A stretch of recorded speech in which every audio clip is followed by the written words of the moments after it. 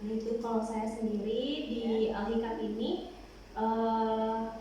mengampu mata pelajaran sekaligus wali kelas di fase B sama fase C. Oke, lanjut aja Bu ya, langsung. Kalau menurut Ibu Sena, kalau profesi keguruan itu seperti apa ya Bu etikanya?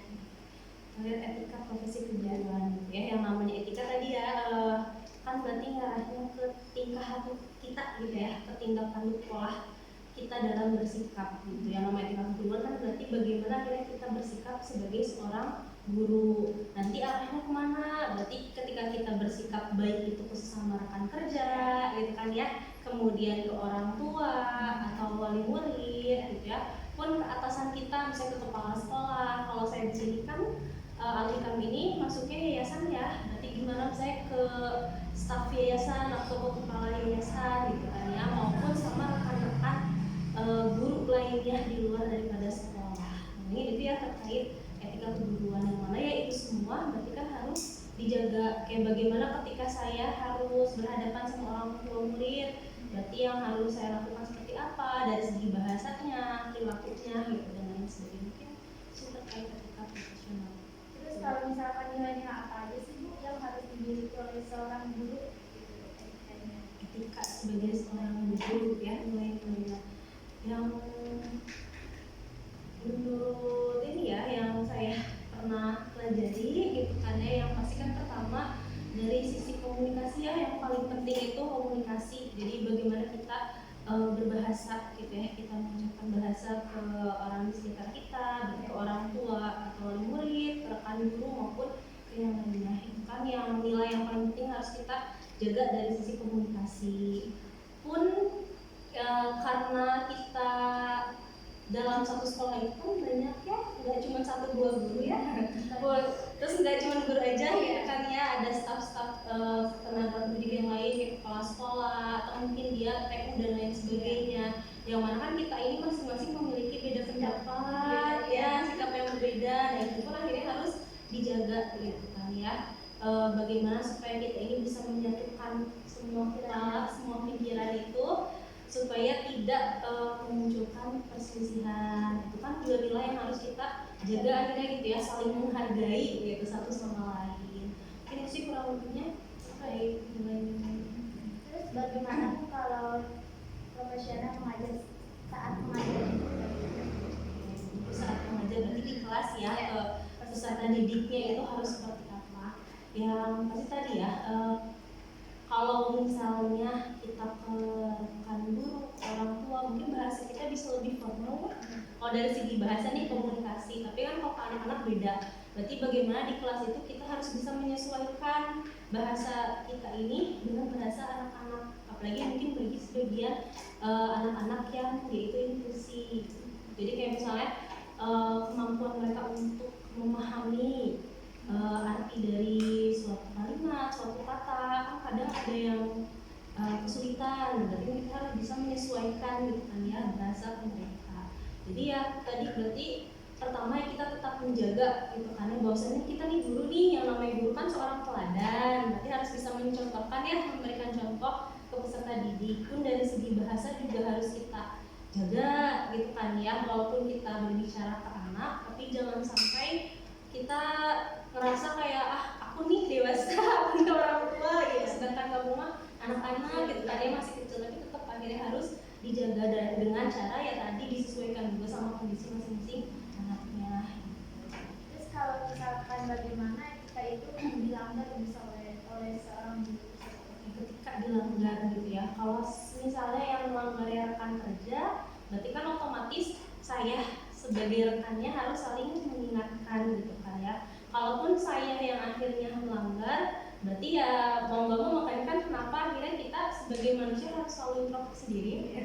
Jadi kita ingat-ingat lagi nih kayak apa yang sudah kita perbuat hari ini, kemarin, atau bahkan 1-2 menit yang lalu yang akhirnya harus diperbaiki. Berarti kalau kita tahu kita salah, berarti kan kita harus memperbaiki ya kan. Apalagi tadi ini menyangkut sama profesionalitas kita sebagai seorang guru. Oke, mungkin satu lagi Bu ya, bagaimana cara etika guru untuk menyampaikan orang tua gitu pesannya agar tidak tersinggung? Oke, ke orang tua ya. ya itu ya yang namanya ketika kita berkomunikasi sama orang tua atau wali itu kan udah sensitif ya ada sensitif ya betul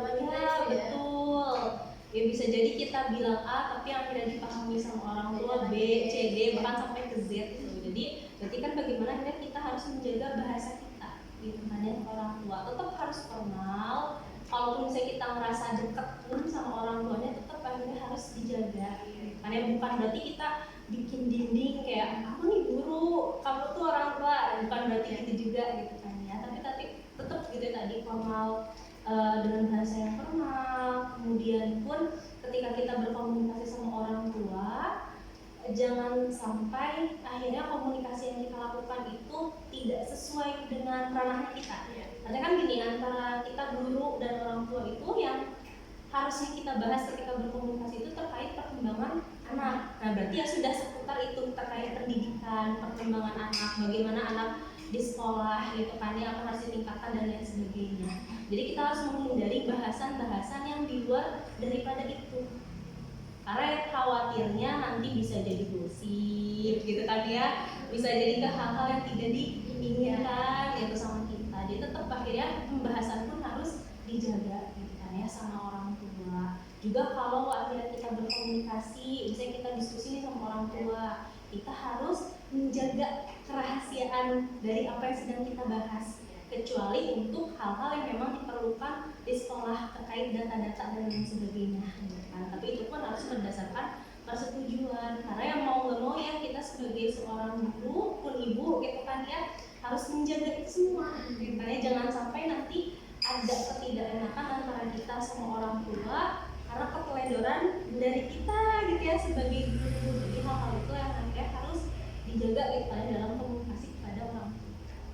Mungkin ada pergantian bagi saya tuh ya, kalau misalkan dari cara berperilaku adil itu gimana ya untuk anak-anak adil ya, yang namanya adil itu kan sebenarnya bukan sama rata sama rasa ya, bukan berarti saya dapat satu ibu satu, tapi kan adil itu harus disesuaikan dengan kebutuhan kondisi dari masing-masing anak. Ya, berarti misalnya disinilah di Al-Hikam ini kan tidak semua anak itu reguler, ada anak-anak yang inklusi yang artinya mereka ini perlu perhatian lebih gitu kan ya. Bukan berarti akhirnya ketika kita memberikan perhatian lebih itu tuh nggak adil, tapi karena emang itu kebutuhan mereka. Tapi di sisi lain pun bukan berarti kita akhirnya meninggalkan yang regulernya, tapi kita harus bisa memahamkan gitu kan ya kepada mereka bahwasannya teman kamu ini perlu perhatian lebih gitu kan ya. Karena ya kita jelaskanlah secara baik-baik, hitung-hitung kita ngajarin ke anak ini ya tentang toleransi gitu kan ya, pun tentang keadilan itu sendiri. Jadi keadilan itu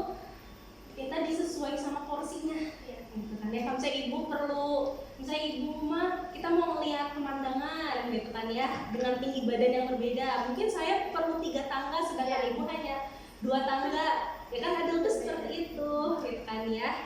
Bukan yang akhirnya saya 3 ibu juga harus 3 gitu.